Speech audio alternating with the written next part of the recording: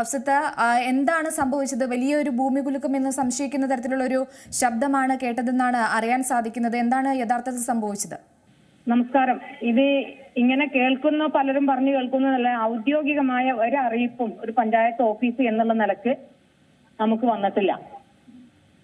അവിടെ ശബ്ദം കേട്ടു, ഇവിടെ ശബ്ദം കേട്ടു, സ്കൂളുകൾ വിടാനുള്ള അറിയിപ്പ് വന്നു, അതിനോട് ചേർന്ന് കിടക്കുന്ന സ്കൂളുകൾ വിട്ടു എന്നതിനപ്പുറത്തേക്ക് കൃത്യമായ ഒരു വിവരം നമുക്ക് കിട്ടിയിട്ടില്ല ഇപ്പോഴും.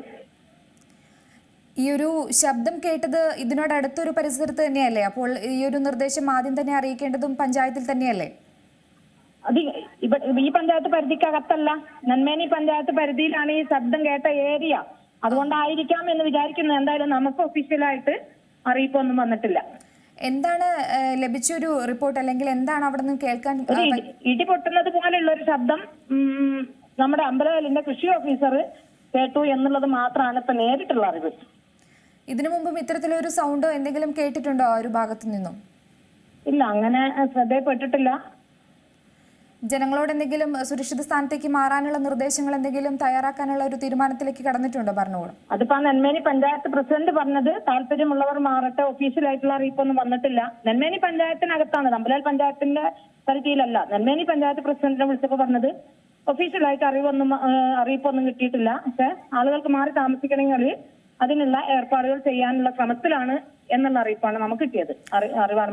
കാര്യമാണ് മനസ്സിലായത്. ഒരു കാര്യം കൂടെ, ഇപ്പോൾ വയനാട് ദുരന്തവുമായി ബന്ധപ്പെട്ട് തന്നെ ഏറെ ആടി ഉലഞ്ഞു നിൽക്കുന്ന ഒരു സമയം കൂടിയാണ് വയനാട്. അതിനിടയിൽ തന്നെയാണ് ഇത്തരത്തിലൊരു വാർത്ത അല്ലെങ്കിൽ റിപ്പോർട്ട് കേൾക്കുന്നത്. അതും ഏറെ ഞെട്ടിക്കുന്ന ഒരു കാര്യം തന്നെയാണ്. ഈ ജിയോളജിക് വകുപ്പുമായി ബന്ധപ്പെട്ട് എന്തെങ്കിലും മുന്നറിയിപ്പുകളോ ഇതിനു മുന്നേ അവിടെ നിന്ന് വന്നിട്ടുണ്ടോ, അല്ലെങ്കിൽ ആ ഒരു വകുപ്പ് എന്തെങ്കിലും കാര്യക്ഷമമായ പ്രവർത്തനം നടത്തുന്നില്ല എന്ന് തോന്നിയിട്ടുണ്ടോ?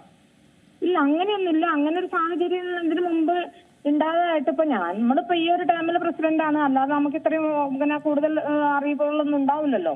ഇതിനു മുമ്പ് അങ്ങനെ ഉണ്ടായതായിട്ടുള്ള ഒരു സൂചനയൊന്നും അറിയിപ്പൊന്നുമില്ല. അപ്പൊ നിലവില് ഈ ഒരു വിവരവും ആധികാരികമായിട്ട് ഇപ്പൊ എവിടുന്നും വന്നിട്ടില്ല. ശരി, വളരെയധികം നന്ദി. ആളുകൾ ഒരുപാട് ആകുലരാണ്. പല ഭാഗത്തുനിന്ന് കോളുകൾ വരുന്നുണ്ട്. എല്ലാവരും ഒരു നെട്ടോട്ടം ഓടുന്ന ഒരു സാഹചര്യം ഇങ്ങനെ പ്രത്യക്ഷത്തിൽ ഇങ്ങനെ ഫീൽ ചെയ്യുന്നുണ്ട്. അല്ലാതെ ആധികാരികമായിട്ടൊരു അറിയിപ്പ് വന്നിട്ടില്ല. ആശങ്കപ്പെടേണ്ടതില്ല എന്നുള്ളതോ അല്ലെങ്കിൽ ആശങ്കപ്പെടാം എന്നുള്ളതോ ആയിട്ടുള്ള വിവരമൊന്നും നമുക്ക് കിട്ടിയിട്ടില്ല.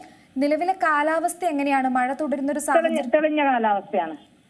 ശരി, ഇടയ്ക്ക് വെയിലും ഇടയ്ക്ക് മൂടലുമായിട്ട് ഇങ്ങനെ നിൽക്കുകയാണ്. മഴ പെയ്തിട്ടില്ല. ഇന്നും ഇന്നലെയൊന്നും കാര്യമായിട്ട് മഴ പെയ്തിട്ടില്ല.